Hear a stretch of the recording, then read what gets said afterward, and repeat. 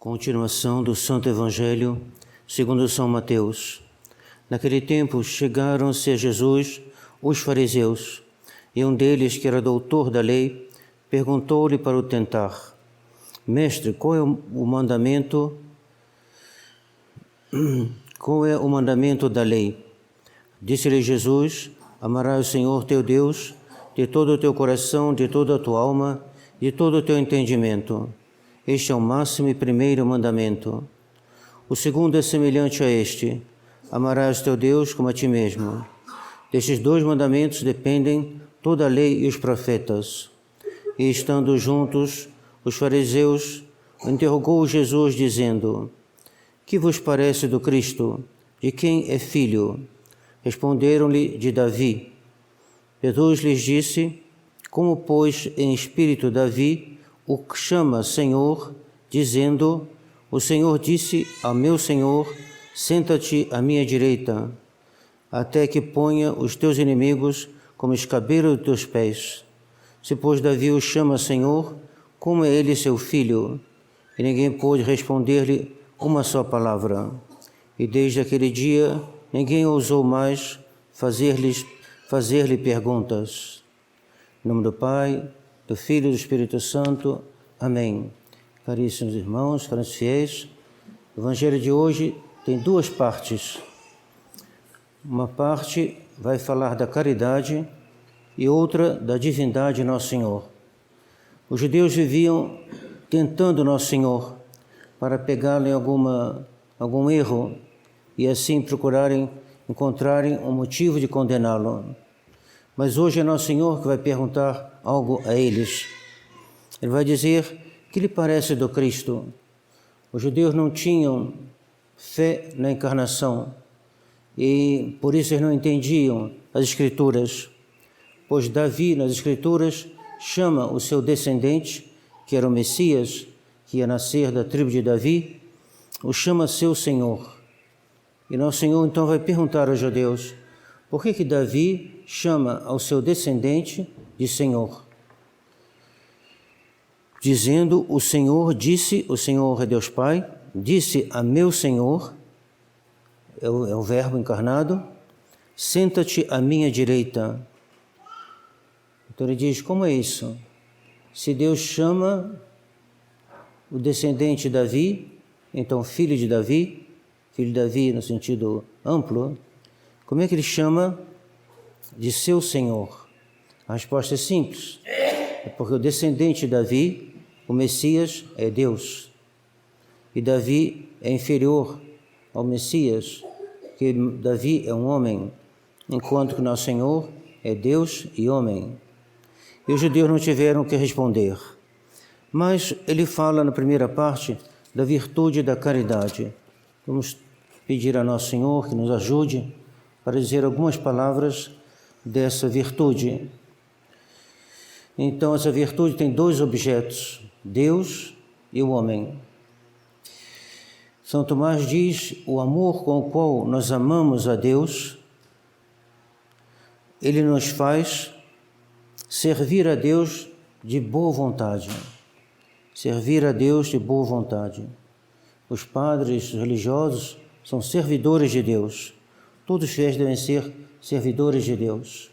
Os missionários são servidores de Deus. Eles vão de boa vontade para terras estranhas, arriscando muitas vezes a vida. Então eles amam a Deus porque eles servem a Deus de boa vontade. Em seguida, São Tomás continua: eles honram a Deus com solicitude. Honrar a Deus é uma cerimônia bem feita. Honrar a Deus é defender a sua doutrina, defender a sua honra. Quando ela é atacada pelos hereges, então defender a honra de Deus.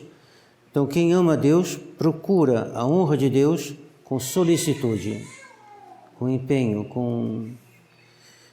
É o que acontece então com todos os doutores da Igreja, com todos aqueles que tiveram que defender a doutrina da Igreja pela pena. Aqui no Brasil, Gustavo Corsão, podemos dizer que ele procurou a honra de Deus com solicitude. Dom Lefebvre nem se fala, Dom Antônio, São Pio X, todos os santos procuraram defender a honra de Deus com solicitude. E, enfim, diz São Tomás, o amor de Deus nos faz vacare Deo dulciter, o latim, um pouco difícil de traduzir, vacare Deo dulciter. Podemos dizer, contemplar a Deus com doçura, contemplar a Deus docemente. É o que fazem todos aqueles que fazem meditação. A meditação é é de repousar em Deus, vacare é mais repousar em Deus docemente. O domingo é esse dia, claro, cada um com seus deveres de Estado, mas os religiosos, eles procuram no domingo ter um momento, além da missa, e a missa já realiza esta palavra de São Tomás, mas procuram repousar em Deus docemente. A oração deve ser um repouso, ao menos a meditação, e toda oração, um repouso da alma em Deus. Não olhar ela como uma coisa, unicamente como um trabalho, como uma obrigação que é estressante. Ela não deve ser estressante. Pode até ser. A pessoa está muito ocupada, com preocupações muito grandes, mas em si mesma não. Em si mesma é um repouso. Repousar em Deus docemente. E eis aí para o amor de Deus. Hoje ficaremos só nisso, em relação ao amor de Deus. Passemos então agora a caridade fraterna. Então vejamos melhor o que é a caridade. Que é a caridade que vai nos fazer não só amar a Deus, mas amar o próximo também. Então a caridade é como a lei interna de Deus. Essa lei interna de Deus vai ser também a nossa lei. Deus é caridade e nós devemos também ser caridade, já que a caridade nos faz participar da essência mesma de Deus. A caridade de São Tomás é a lei interna de Deus, pois Deus é caridade. E então a caridade é a essência de Deus. Deus é caridade. Quando se faz uma frase botando o verbo ser desta maneira, a gente habitualmente define aquilo do qual a gente está falando. Então, a essência mesma de Deus é a caridade, já que São João diz que Deus é caridade. O amor de Deus se estende, continua São Tomás, se estende ao próximo, pelo mesmo motivo que amamos a Deus. Então, se eu amo a Deus, eu amo com a caridade e com a mesma razão, mesma virtude, eu vou amar o próximo. Mas como isso? Se Deus é um ser incriado e as criaturas são seres infinitamente distantes de Deus, como se fará isso? Vamos ver um pouco melhor o que ele diz. Então, a gente ama o próximo porque Deus está no próximo, ou então para que Deus esteja no próximo. A razão de amar o próximo é Deus. E a alma que ama a Deus, ama o próximo. Se o próximo está repleto de Deus, está na graça de Deus, eu amo Deus nele. A graça divina eleva cada um de nós ao nível de Deus. Deus por participação. A gente participa daquilo que é Deus. Deus tem isso em si mesmo e nós temos de maneira participada. Um dia um jornalista foi visitar o cura d'Ars e quando ele voltou, penso que para Paris, ele disse: eu vi Deus num homem. Está bem correta. Eu vi Deus num homem. Deus é Deus, nós somos criaturas, nós não somos nada, mas pela graça divina, Nós somos Deus por participação. Então, quando eu amo o meu próximo, eu amo a Deus nele. Ou então, de São Tomás, eu amo para que Deus esteja nele. O missionário que vai para um país no meio dos pagãos, ele chega lá, ele encontra uma grande desordem nas almas. Grande desordem provocada pelo pecado original, aumentada pelos pecados pessoais e pelas ideias erradas que os povos pagãos têm sobre Deus e sobre a moral. Então ele encontra lá uma grande desordem.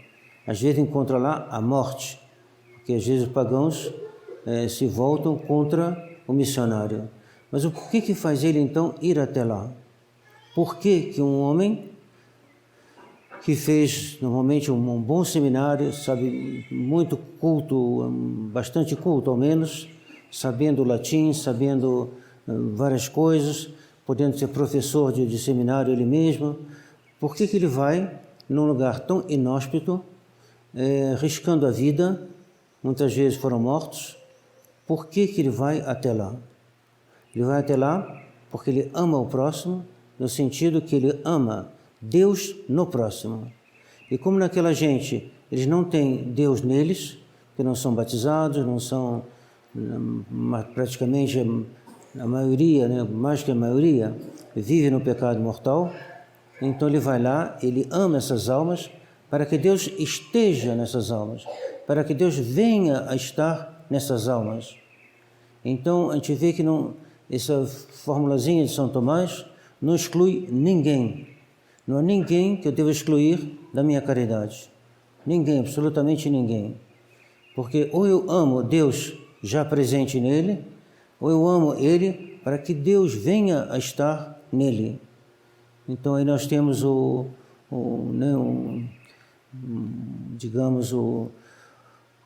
que é para nós um princípio que faz com que nós amaremos todos os homens. Amaremos o pecador, amaremos nossos inimigos, para que Deus esteja nele.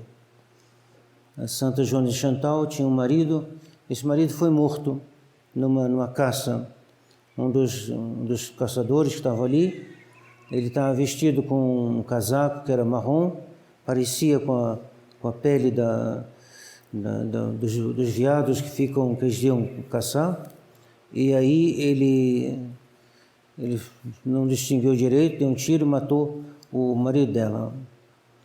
E São Francisco de Sales, ela não sei se estava com ódio, mas estava com sentimentos muito adversos contra esse homem que havia matado seu marido. E São Francisco de Sales disse, ela dizia, não quero nem ver ele, nem cumprimentar ele, não quero de modo algum, para mim é um homem que morreu. Não quero de modo algum ver esse homem, porque ele é o responsável da morte do meu marido. E São Francisco de Sales diz, não, eu tenho que cumprimentar ele. Por que eu vou cumprimentar alguém que me fez mal? Porque a caridade, qual é a razão da caridade? É Deus. E Deus, para que Deus esteja nesse homem, se não está. E assim eu devo sempre raciocinar dessa maneira. Às vezes não convém, certas coisas que não convém fazer, mas convém amar o próximo, mesmo quando o próximo matou um parente nosso. Porque eu devo amar para que Deus esteja nele. Isso nos faz compreender que ninguém deve estar excluído da nossa caridade. E a caridade toma uma razão muito mais forte do que o amor humano. O amor puramente humano é um amor que não é a mesma coisa, porque o amor humano, a razão humana de um amor humano são as criaturas, mas a razão do amor de caridade é Deus, é bem diferente. E o mundo moderno, cada vez mais, tem amores que são postos assim muito de maneira deslumbrante, que são amores puramente humanos. Torcida de futebol, adora o time, faz isso, aquilo, amor puramente na linha humana. Casamentos feitos sem a graça, sem o sacramento, puramente humano. e assim por diante. Se um pai de família ou mãe de família ama os seus filhos, fazem tudo pelos seus filhos, mas não suportariam menor ofensa vindo de outra pessoa, é porque ele vive no nível humano. A pessoa pode amar muito seus filhos no nível puramente humano. Não é isso que Deus quer? Deus quer que a gente ame Deus no próximo. Um pai que ama verdadeiramente seus filhos é aquele pai que vai procurar que a graça divina esteja nos seus filhos. Então, a gente ama o próximo porque Deus aí está, ou para que Deus aí esteja. E os pais devem fazer tudo para que Deus esteja no coração de seus filhos. Prepará-los para a primeira comunhão, prepará-los para a crisma, prepará-los para tudo que for necessário, para que o seu amor pelos seus filhos não seja só humano. Os animais também têm esse amor pelos seus filhotes, um amor puramente animal, ao nível da natureza. Nós somos chamados a viver num nível acima da natureza. Então, guardemos bem essa lição do Evangelho de hoje. E o fariseu veio para tentá-lo e perguntou qual é o mandamento da lei de Deus, subentendido, né? Qual é o maior, o principal mandamento da lei de Deus. Mesmo sendo interrogado de má fé, nosso Senhor não vai negar a resposta. Ele dará a resposta, então, que o máximo e primeiro mandamento é amar a Deus de todo o coração, de toda a sua alma, todo o seu entendimento. E o segundo, diz ele, é semelhante a este. O segundo, que é o amor do próximo, tem o mesmo princípio. A razão de amar a Deus é a mesma razão de amar o próximo. O segundo é semelhante a este, amarás o teu próximo como a ti mesmo. Destes dois mandamentos dependem toda a lei e os profetas. Então, eis aí, procuremos amar o próximo e sabendo que assim estaremos amando a Deus, e amando a Deus teremos a vida eterna. Pela intercessão de Nossa Senhora, ela que certamente rezou por aqueles que perseguiam os seus filhos, seu filho. Ela certamente ali ao pé da cruz rezou pelos romanos, rezou pelos judeus. Nossa Senhora quer a conversão dos judeus. Então, Nossa Senhora praticou a caridade fraterna de maneira que nunca ninguém poderá fazer igual, em heroísmo, em lucidez, em conformidade com os pensamentos e desejos de Deus. Então, conformemos também nós, nossos sentimentos, nossos desejos, aos desejos de Deus. E assim estaremos militando, né? Procurando, realizando a sua honra, a sua glória, que é nos ver semelhantes a Ele, amando como Ele amou.